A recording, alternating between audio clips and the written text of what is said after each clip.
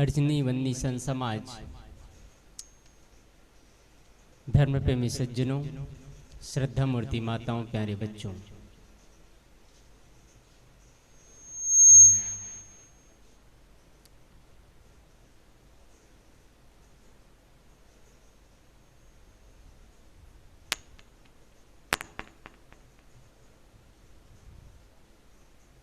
हमारे जीवन में अध्यात्म रूपी धन बहुत ही महत्वपूर्ण है।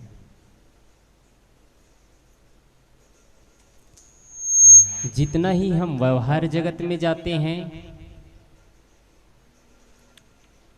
उतना ही हम बाहरी विकास की ओर प्रगति करते चले जाते हैं, लेकिन अध्यात्म की ओर प्रगति करते हैं तो सब कुछ छूटता चला जाता है।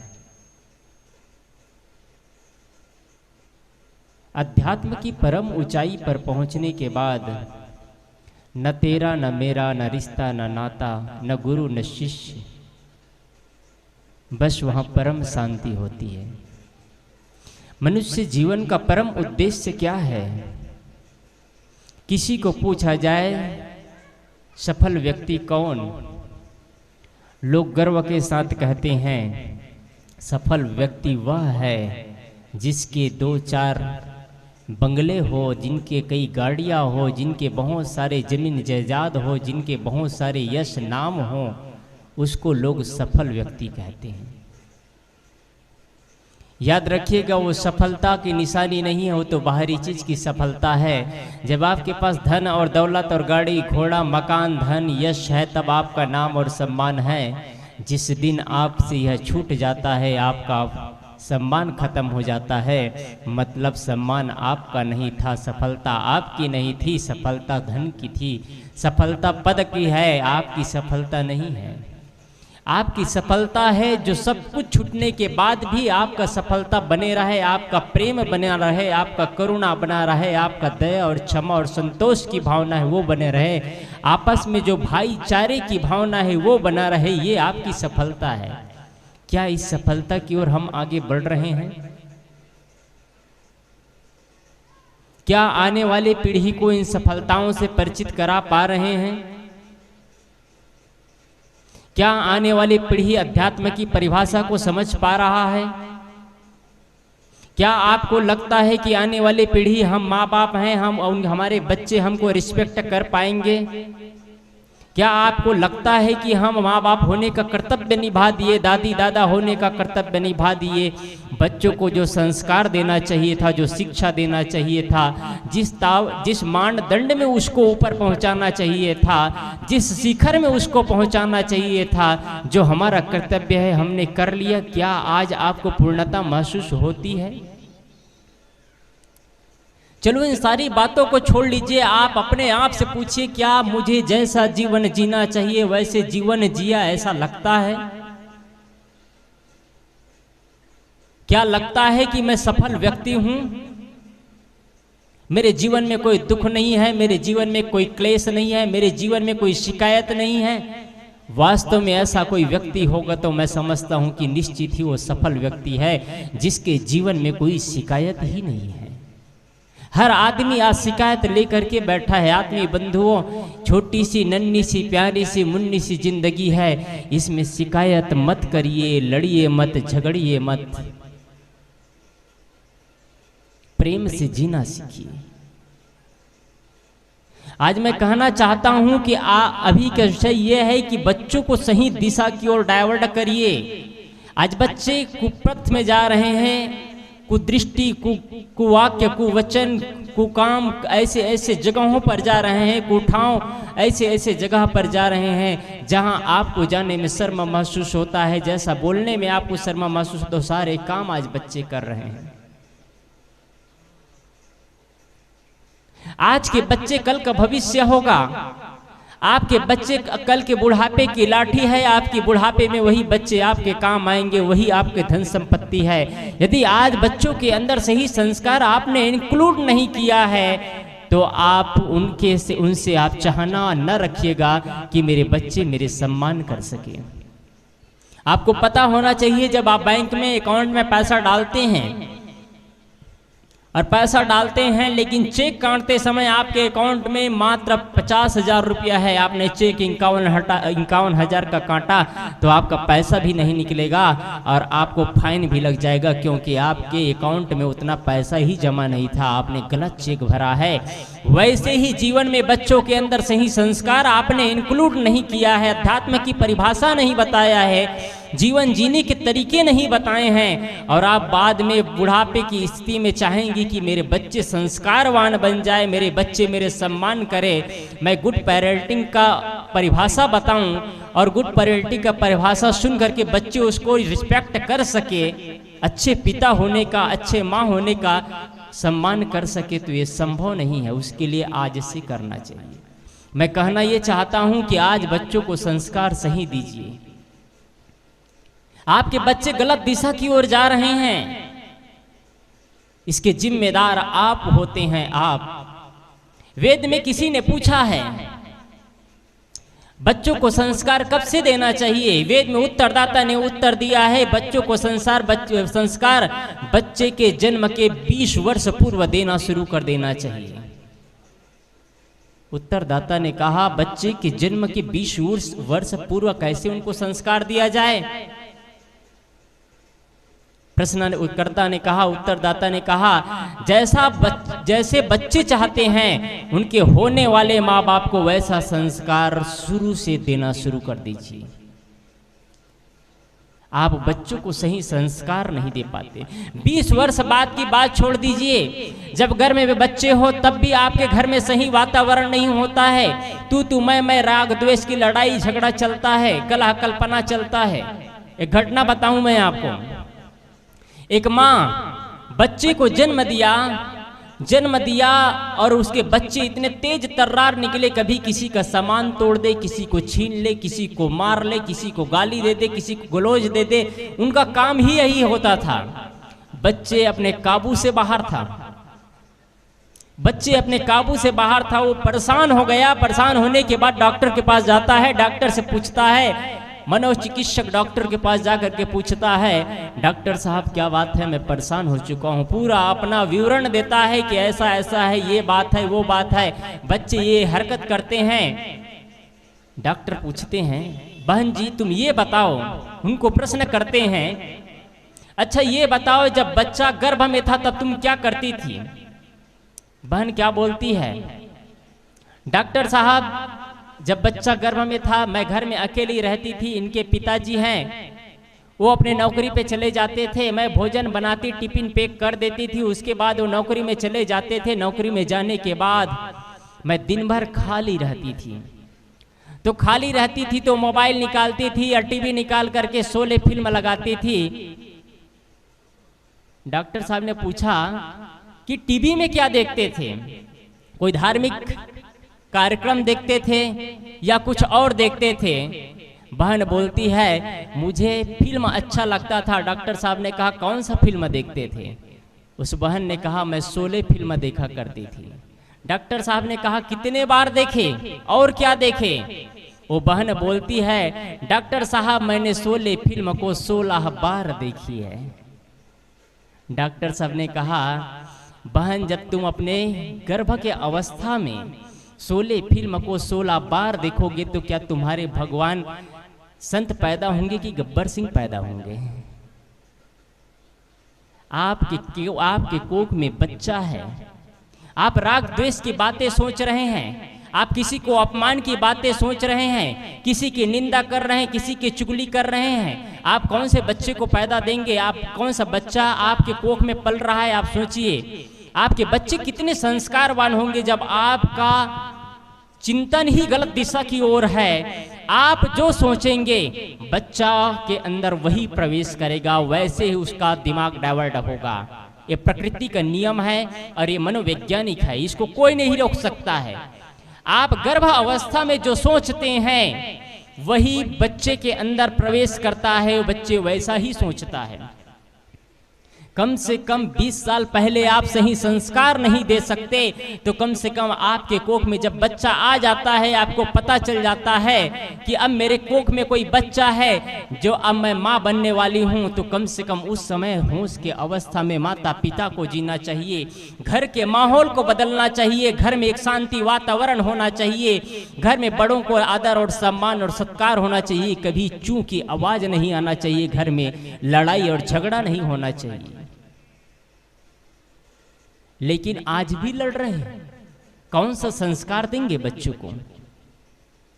बच्चे जन्म ले लेते हैं, जन्म लेने के बाद बच्चे को जब स्तनपान करा रहे हैं और क्रोध में आप दूध पिलाते हैं तो बच्चा को दूध नहीं पिलाते हैं, आप बच्चे को जहर पिलाते हैं। इस चीज को याद रखिएगा, ये मनोवैज्ञानिक है, ये नया चीज नहीं है। ये जब आप बच्चे को दूध पिलाते हैं तो बच्चे को अगर शांति दिमाग से दूध पिलाते हैं तो अमृतपान करा रहे हैं, नहीं तो आप जहर पिलाते हैं बच्चों को।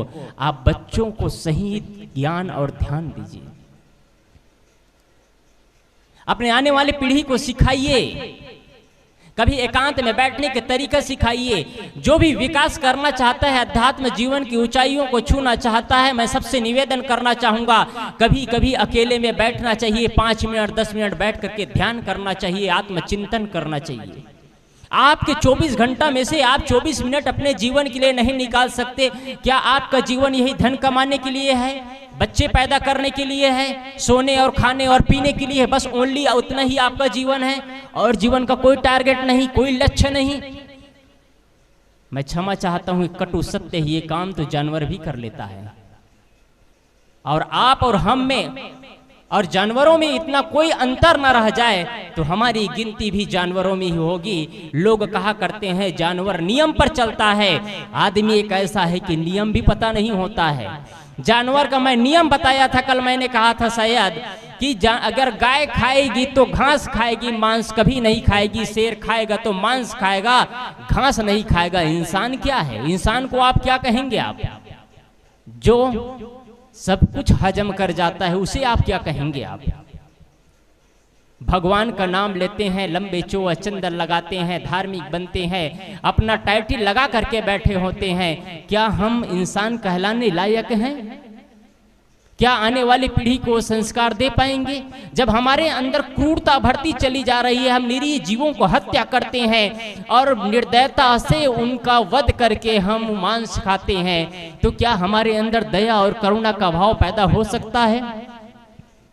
माताएं सुन रही मेरी आवाज, सभी से मैं निवेदन करना चाहूंगा, आपकी हंडी में पवित्र भोजन बनना चाहिए, आपके हंडी में किसी की मांस नहीं जाना चाहिए। मैं पूरे गांव वालों से निवेदन करना चाहूंगा, आप यदि आप हिंदू हैं, आप सनातनी हैं यदि, तो आपका अलग पहचान होना चाहिए। आप अन्य लोगों की तरह बदतर जीवन मत जिए। आपके घर में गलत भोजन नहीं होना चाहिए, आपके गृह में प्रवेश में अंडे मांस मछली का सेवन नहीं होना चाहिए। आने वाली पीढ़ी, आज आप मांस खा रहे हैं, कल आपके बच्चे भी उससे आगे बढ़ जाएंगे, मांस खाएंगे, शराब पिएंगे, गाली गलौज देंगे, ताश खेलेंगे, सब कुछ करेंगे। आप उस दिन आप रोक नहीं लगा पाएंगे। आत्मीय बंधुओं, आप बच्चों को सही संस्कार दीजिए, माँ बाप का सम्मान करना सीखिए। भाइयों से कहना चाहूंगा, माताओं से, बहनों से कहना चाहूंगा, माँ बाप का सम्मान करना सीखिए। आज से करीब 8 महीना पहले दिल्ली की एक घटना है। दिल्ली में एक जनरल मेजर था, उसका 3 बेटा था। तीनों बेटे की उन्होंने एक साथ शादी किया। जनरल मेजर साहब ने, बुढ़ापे की अवस्था थी, सब कुछ बच्चे को सौंप दिया था, सभी भाइयों ने मिल करके किया। क्या माँ नहीं थी? जनरल मेजर साहब बुढ़ापे की अवस्था में थे। तीनों भाई ने कहा अब हमारी अवस्था हो गई है। तीनों भाई ने अपने अपने लायक योग्य लड़की ढूंढा और शादी किया। ऐसा विवाह किया जश्न के साथ में। उस क्षेत्र में वैसा विवाह ही नहीं हुआ था। विवाह होने के बाद एक भाई थाईलैंड गया, एक भाई इजराइल गया, एक भाई लंदन गया। तीनों भाई घूमने चला गया। तीनों भाई घूमने जाता है, रेलवे स्टेशन में जाता है, एयरपोर्ट में जाता है। जाने से पहला अपना नाम बताता है। सबसे पहले वो टाइटल लगाता है, हम जनरल मेजर साहब के पुत्र हैं, उसका नाम बताते हैं जनरल मेजर साहब पहले लगाते हैं। जब कोई आदमी जनरल मेजर साहब का नाम सुनते हैं तो उनका श्रद्धा से भर जाता है, जनरल मेजर साहब का पुत्र हैं ये, रिटायर्ड जनरल मेजर साहब का हम पुत्र हैं। लोग नाम लेते ही श्रद्धा से भर जाते हैं, जहां भी जाते अपना टाइटल लगाते, नाम बताते तो कहते हम जनरल मेजर साहब का पुत्र हैं। जब वो घर से निकलते हैं तो एक नौकर थे, उन्होंने कहा था नौकर को, देखना पापा का ध्यान रखना, हम लोग 3 माह में बाहर से घूम करके आ जाएंगे। उन्होंने कहा हम 3 माह में बाहर से घूम करके आ जाएंगे। गए हुए थे लगभग मात्र 1 माह हुआ था। 1 माह के बाद जब भी वो बूढ़ा बाबा घर से बाहर निकलता, उनके सेवक था जो पिता के सेवा में था, जनरल मेजर साहब के सेवा में नौकर था, वो घर से बाहर निकलता तो उनका जो पिता था वो असमर्थ हो चुका था। जनरल मेजर साहब असमर्थ हो चुका था, हाथों को नहीं हिला सकता था, भोजन नहीं कर सकता था, वो सब कुछ उनको कराना पड़ता था, कुछ भी नहीं कर सकता था, अचल की स्थिति में था। जब बाहर निकलता तो घर में ताला लगा करके निकलता था। 1 दिन 2 दिन ऐसा जब जरूरत पड़ता उनको घर से बाहर निकलता। एक दिन ऐसे ही निकल रहा था, निकलते निकले और कुछ दूर जाने के बाद, मंडी में जाने के बाद उनका एक्सीडेंट हो जाता है। और एक्सीडेंट होने के बाद वो नौकर है कोमा में चला जाता है। वो नौकर कोमा में चला जाता है, हॉस्पिटल में ले जाया जाता है। नौकर कोमा में पड़ा है, किसी से बोल सकता ना, कुछ नहीं कर सकता। कोमा की स्थिति ये होती है, आप खाओ तो अन्न अंदर जाएगा, वो खा भी नहीं सकता है, अचलता किसी जिंदा लाश है कोमा का मतलब। जब उनके जनरल मेजर साहब के 3 पुत्र आते हैं अपने समय दिए हुए 3 माह बाद में, तो 3 माह बाद आते हैं तो देखते हैं दरवाजे में ताला लगा हुआ है। आखिर गया तो कहाँ गया? दरवाजा तोड़ा जाता है, ताला तोड़ करके उसको खोला जाता है, और खोल करके जैसे ही अंदर जाते हैं हाल में देखते हैं एक काला काला सा परत दिखाई दे रहा है कपड़े की। वो कपड़ा उठा करके फेंकता है, कपड़ा उठा करके फेंकता है तो जो जनरल मेजर साहब है उनके पिता है, वो शरीर सिर्फ कंकाल दिखाई देता है। उनको कीड़ों ने चुन लिया था, सिर्फ कंकाल दिखाई देता है, उसका कुछ भी अस्तित्व नहीं रहता है। इससे तो अच्छा है कोई पुत्र जन्म न लेते, उनकी कोख से बांझ ही रह जाना अच्छा है। ऐसा पुत्र किसी के कोख में जन्म ही न ले। क्या मतलब हुआ ऐसा पुत्र जन्म लेने से? उनके ही संपत्ति से मौज उड़ा रहे हैं, माँ बाप को असहाय छोड़ देते हैं, बिना भोजन के कुछ नहीं कर सकता था। जनरल मेजर साहब सूख करके मर जाता है, भोजन के लिए तरस जाता है। क्या मतलब होता है ऐसे पुत्र का? आत्मीय बंधुओं, मैं कहना ये चाहता हूँ, बुढ़ापे की अवस्था में आपके माँ बाप को आपकी संपत्ति नहीं चाहिए। बुढ़ापे की अवस्था में आपके धन द्रव्य नहीं चाहिए, आपके बिल्डिंगें नहीं चाहिए, आपके मकान गाड़ी घोड़ा बंगले नहीं चाहिए। बुढ़ापे की अवस्था में माँ बाप को बच्चों का सिर्फ प्यार और सम्मान चाहिए। जब माँ बाप ऑफिस से खेत से बच्चे जाते हैं और घर में आकर के माँ बाप के पास आकर के भोजन पूछ लिया करते हैं, स्वास्थ्य पूछ लिया करते हैं, तो माँ बाप का चौड़ा सीना हो जाया करता है, माँ बाप के चेहरों में मुस्कान आ जाया करता है। जैसा कोई मरीज हो और मरीज को टॉनिक देने के बाद, ठीक हो जाने के बाद चेहरे में चमक आता है, वैसे ही बुढ़ापे में माँ बाप के स्वास्थ्य पूछने के बाद उनको भोजन पूछते रहते हैं उनके बच्चे, तो निश्चित ही माँ बाप के चेहरों पर एक नया मुस्कान आ जाता है। आज भी मेरे बच्चे मेरे सम्मान करते हैं, आज भी मेरे बच्चे मेरे से प्यार करते हैं, आज भी मेरे बच्चे मेरे कहा मानते हैं। आत्मीय बंधु, आपसे निवेदन करना चाह रहा हूँ मैं, बुढ़ापा पका फल की तरह होता है। मैंने कहा बच्चों को कैसे संस्कार दे, मैंने कहा आपके माँ बाप को कैसे सम्मान करना है आप जानिए, और अंतिम में मैं कहा कि बुढ़ापा आपका पका फल है। पका फल कब गिर जाए कब चू जाए कोई जानता नहीं है। इसलिए आपसे कहना चाहता हूँ, बुढ़ापे की अवस्था में आपके बहू बेटे नाती पोते जो देते हैं उसको प्रेम से खा लो। ये मत बोलो ऐसा है वैसा है, नुक्ता चुनी मत करो। घर में बगल में बैठ करके, चौराहे में बैठ करके किसी की शिकायत मत करो। घर के बच्चों की, बहुओं की, बेटों की शिकायत मत करो। बुढ़ापा तो बस आनंद से जीने का दिन है, जश्न मनाने का दिन है। आप जो जीवन में कमाई करते हैं, जीवन में जो भी कमाई करते हैं, उसको बुढ़ापे में अमन चैन से उपयोग किया जाता है। यदि आपने जवानी में अध्यात्म रूपी धन कमाया है तो निश्चित ही आपका बुढ़ापा सुखद होगा। और अध्यात्म रूपी धन आपने जीवन में नहीं कमाया है तो आपका बुढ़ापा भी सुखद नहीं होगा। कुछ कुछ बच्चे नक्सलाइट और आतंकवाद की तरह होते हैं जो अपने ही माँ बाप को घर से बेघर कर देते हैं, ना जानते गलत दिशा में चले जाते हैं और गलत काम करना शुरू कर देते हैं। आज से साल भर पहले की घटना बता रहा हूँ। अमेरिका, ये है गुजरात की घटना। गुजरात में एक लड़का, माता पिता का सिर्फ एक ही लड़का था, उनके पास में करीब करीब 10 एकड़ खेत था, संपन्न व्यक्ति था, सब्जियां बोया करता था, उनके नौकर चाकर थे, बड़े ऐशो आराम के साथ जिंदगी कट रही थी। उनके बच्चे पढ़ते पढ़ते अमेरिका चला गया। अमेरिका में रहते रहते उनको 10 साल हो गया। 10 साल हो गया। उनके पिता बुलाते थे, बेटा तुम आ जाओ, हमारे पास में धन संपत्ति की कमी नहीं है। बेटा बोलता है, पापा मैं यहाँ बहुत कुछ हूँ, बहुत खुश हूँ, मैं मुझे कोई चीज की कमी नहीं है, मैं मकान ले चुका हूँ, मेरा सब कुछ है यहाँ।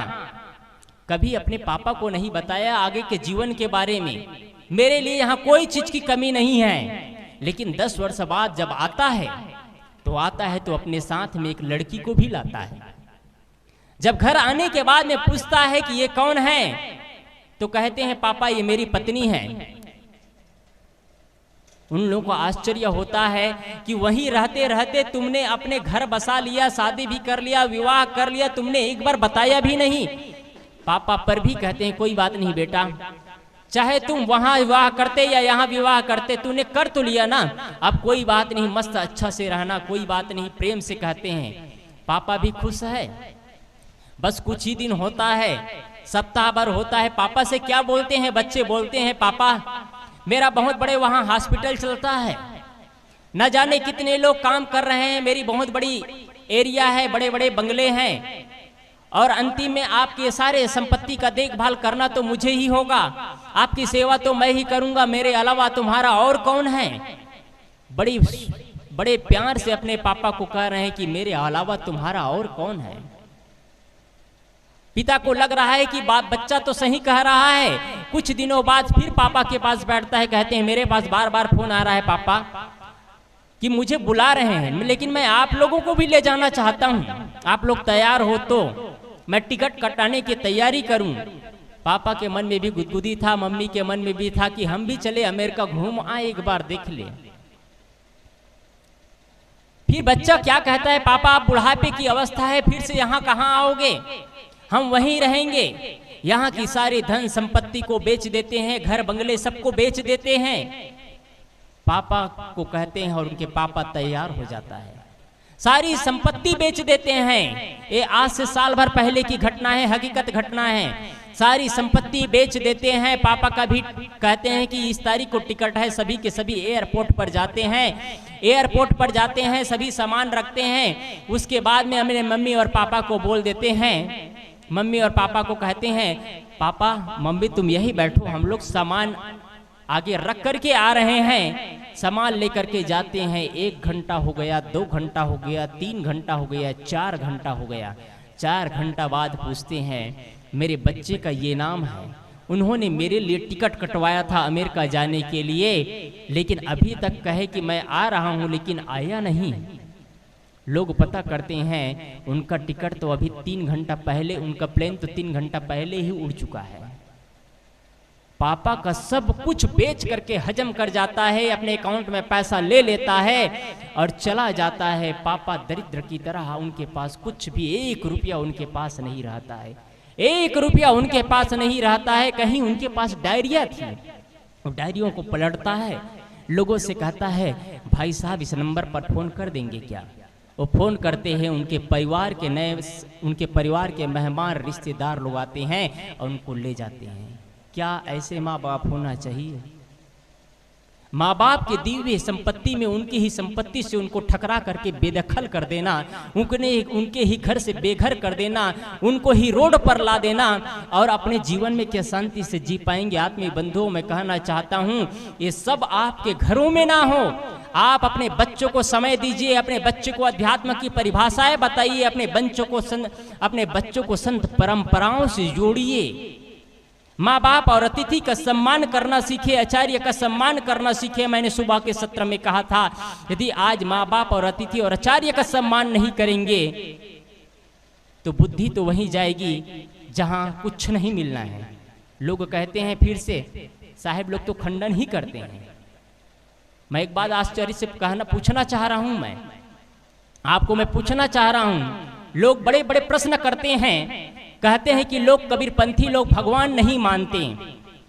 मैं भी सोचता था, पहले घर में था तो मैं भी सोचता था कबीरपंथी भगवान नहीं मानते, क्योंकि मुझे भगवान का अर्थ ही नहीं पता था।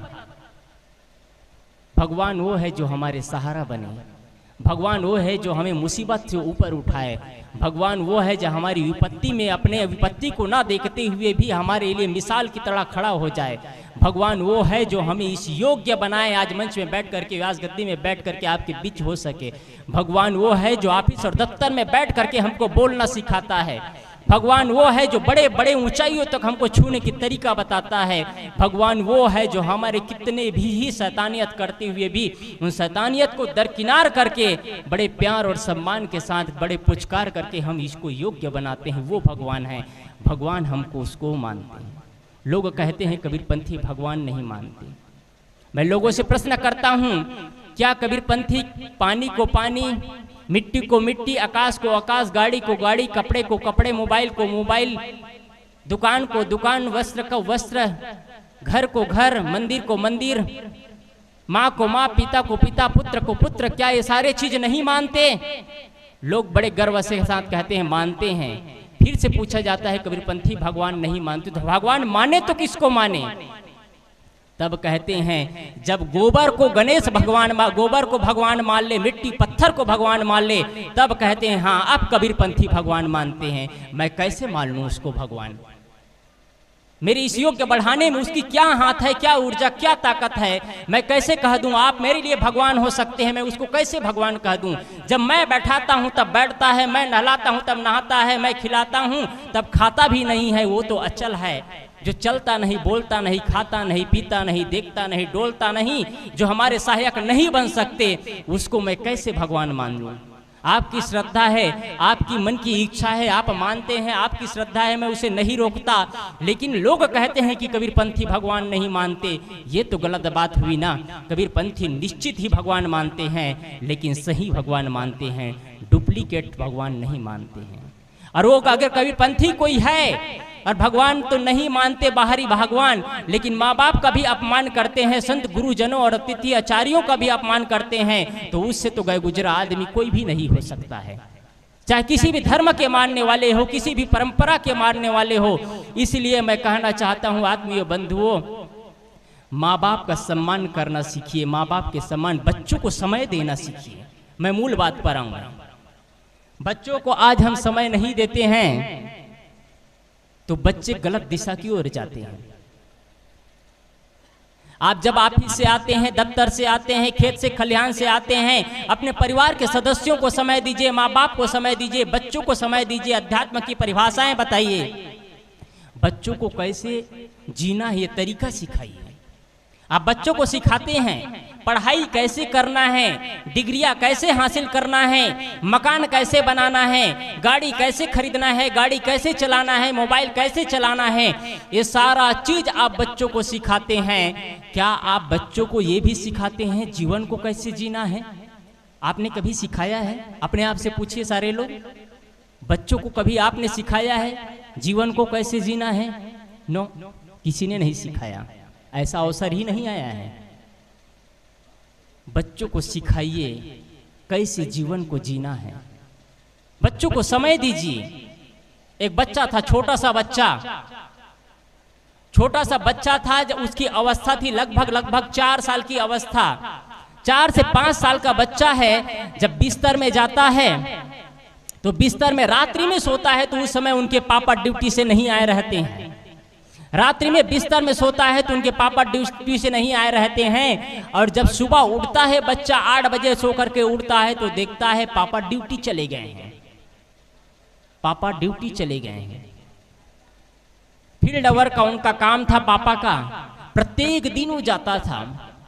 जहां तक रविवार के सरकारी दफ्तरों में छुट्टियां होती है, लेकिन ये फील्ड वर्क का प्राइवेट कंपनी में काम कर रहा है पापा।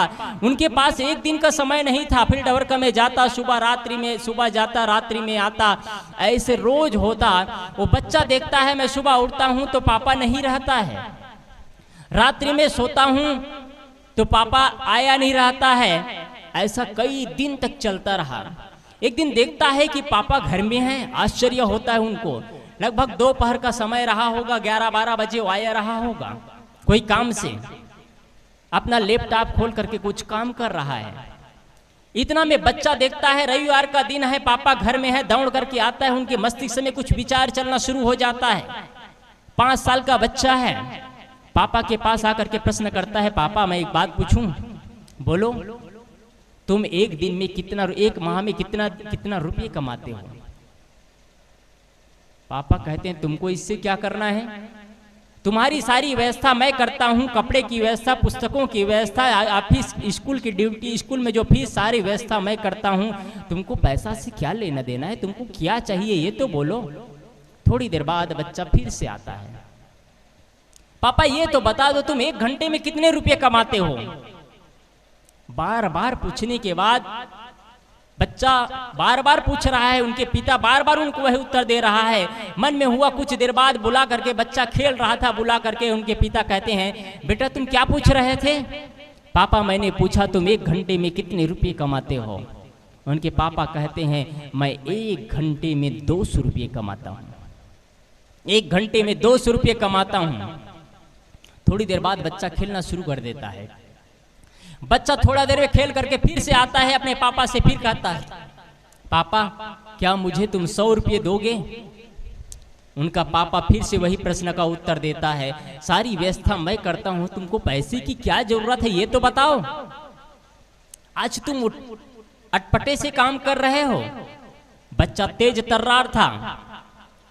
बच्चा चुप हो जाता है। थोड़ी देर बाद उनको लगता है आखिर बच्चा चाहता है तो क्या चाहता है। बच्चा को बुला करके 100 रुपया देता है। बच्चा उल्लास से कूद उठता है और दौड़ करके जाता है, और जहां पर सोता था उस बिस्तर के नीचे उठा करके 100 रुपया रखता है। उनके पापा देखता है कि उनके पास ऑलरेडी 100 रुपया है। अपने बच्चा से पूछता है, तुम्हारे पास ऑलरेडी पहले से 100 रुपया रखा है और तुम 100 रुपया और क्यों मांगे? पापा बताता हूं आपको। वो 200 रुपया निकाल करके देता है और पापा से क्या बोलता है, पापा मैं आज आपका 1 घंटा खरीदना चाहता हूं और 1 घंटा खरीद करके मैं आपके साथ लंच करना चाहता हूं। क्या आपके पास अपने बच्चों के लिए समय नहीं है? आप गलियों में बैठ करके अपना समय काट सकते हैं, मोबाइल देख करके समय काट सकते हैं, और निंदा चुगली करके समय काट सकते हैं, फिल्म टाकीजों में जाकर के समय काट सकते हैं। आपके अपने बच्चे के लिए आपके पास समय नहीं है? आपके अपने माँ बाप के लिए आपके पास समय नहीं है? आपका समय किधर जा रहा है? कौन सी दिशा की ओर प्रगति कर रहे हैं आप? आपको कौन सी कमाई मिलेगी आपको?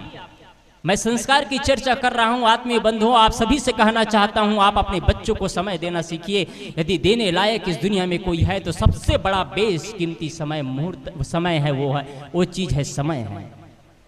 समय से बड़ा कीमती और समय से बड़ा दान कुछ भी नहीं हो सकता है। पैसा गया तो हम फिर से कमा सकते हैं, स्वास्थ्य कुछ गड़बड़ हो गया तो ठीक कर सकते हैं। जो आज समय मिला है, आप 1 घंटा बाद ये माहौल नहीं देखेंगे, यहाँ सुना रहेगा। क्या इस समय को आप पुनः लौटा सकते हैं? आप कभी नहीं लौटा सकते हैं।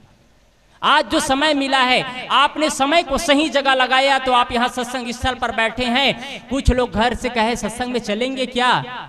कहे सत्संग में जाने का मन तो नहीं है, मोबाइल खोल करके व्हाट्सएप या फेसबुक देख रहे होंगे। समय तो वो भी लगा रहे हैं।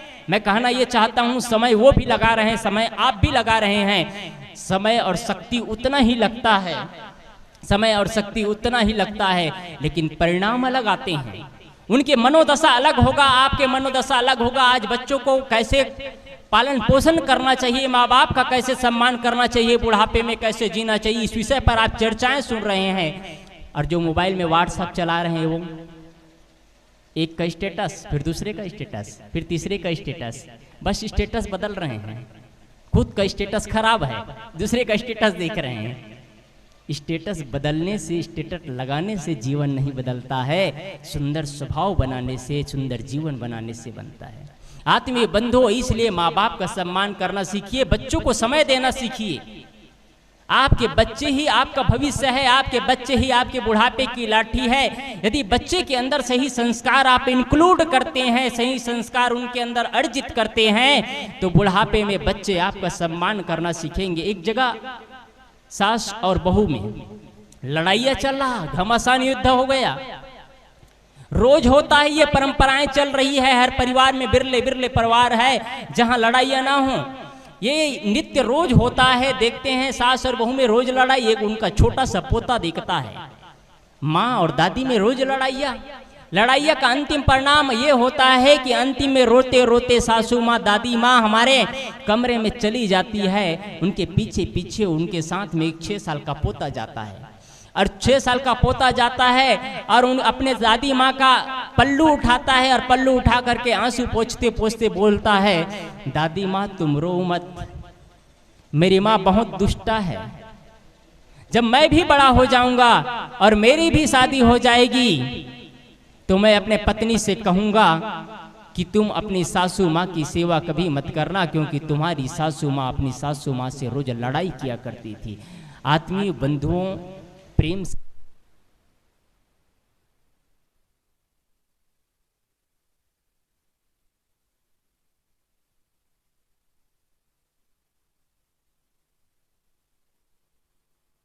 मैं कह रहा था कि आप अपने बच्चों को समय देना शुरू करिए।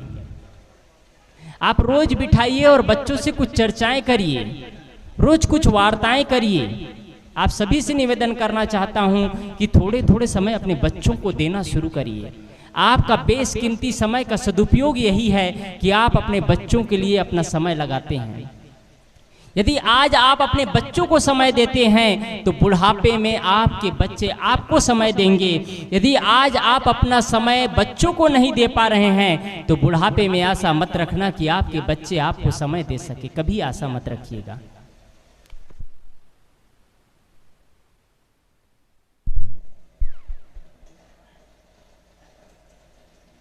कभी आशा मत रखिएगा। इसलिए माँ बाप का सम्मान करना सीखिए। माँ बाप का सम्मान करने से ही आपका परिवार सुंदर बन